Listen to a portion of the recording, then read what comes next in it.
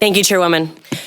First, Representative Andrade, line 120, you added promote citizenship in a constitutional republic. You didn't have to file a bill to even do that. The citizens are here. They are active. They are showing up in opposition to this bill overwhelmingly. And I just want to speak to this, members, not just as one of your colleagues and as a proud graduate of UCF Women Gender Studies Department, but also as a student herself. I'm getting my PhD at UCF right now in public administration. And I just can't tell you how transformational higher education has been in my life. I found Women in Gender Studies as a 13-year-old girl who lost her mom to cancer. And in an effort to get to know my mom's story, I started reading literature about Iranian women, telling the stories of Iranian women. And it's what exposed me to the struggles my mom faced, and it helped me get to know her story even after death. And so when I hear the rhetoric from the governor, and when I see bills like this, I see myself in this text. And it's painful because I have so much respect for my colleagues, but I don't feel like this bill respects me. And not only is it personally upsetting, but when I look at the constitutionality of it, as I noted earlier, there are some serious concerns, and we don't have time to rehash it, so I will not do that. But I just want to emphasize that we have 60 years of Supreme Court case law forbidding the government from imposing orthodoxy on a collegial environment. You also heard the concerns about the bill being so vague. I mean, what if a student asks a professor about CRT? What will that teacher do? What's the impact of this bill on the libraries or academic journals? Are universities going to have to end their subscriptions to journals that talk about sociology that might integrate CRT?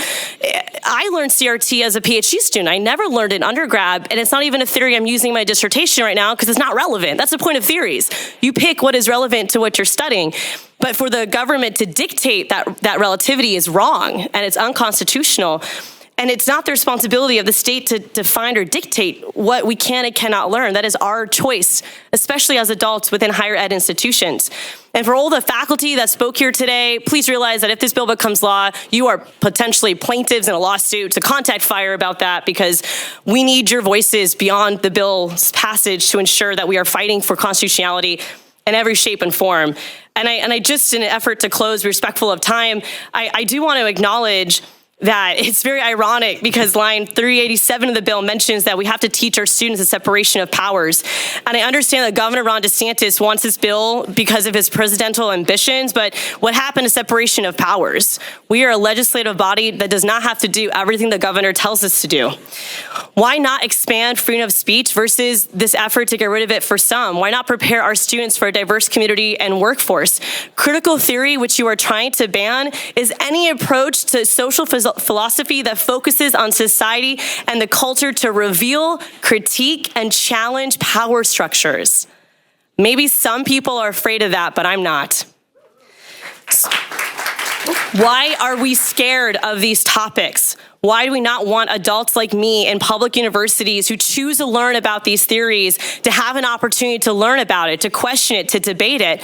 I brought with me some of my textbooks from when I was undergrad. I can't use props. I will say the titles include things like Voices from Iran, The Changing Lives of Iranian Women, Manifesta, Young Women Feminism and the Future, and The Politics of Motherhood from the Left and the Right. These are books that I was assigned to read in my undergraduate years that made me who I am today. And I want to just stress that I feel like this is not just about culture wars, it's also about a class struggle, because whenever you dictate what is taught in public universities, then you are creating an environment where students who can't afford private universities will never learn these lessons. So I know the talking point might be, well, they can go to a private school. Not all of us can go to private schools. If it wasn't for Bright Futures, I never would have went to a university. And so the freedom to express oneself and the freedom to listen, the freedom to be yourself is sacred. I don't want this to be a eulogy for higher education. I want this to be its savior. And so don't throw away higher education with this bill. Join me in supporting diversity. Join me in supporting everyone in this room. Join me in ensuring that no matter who you love, the color of your skin, what your gender identity, disability status, whether you're a veteran, whether you have PTSD, join me in supporting those experiences and allowing them to flourish in higher education, not be canceled and abolished. So please, members, I ask for you to look at me as your colleague, but also as a woman in gender studies major who is grateful for those experiences and as someone who wants to make sure other students have the same. Thank you, Madam Chair.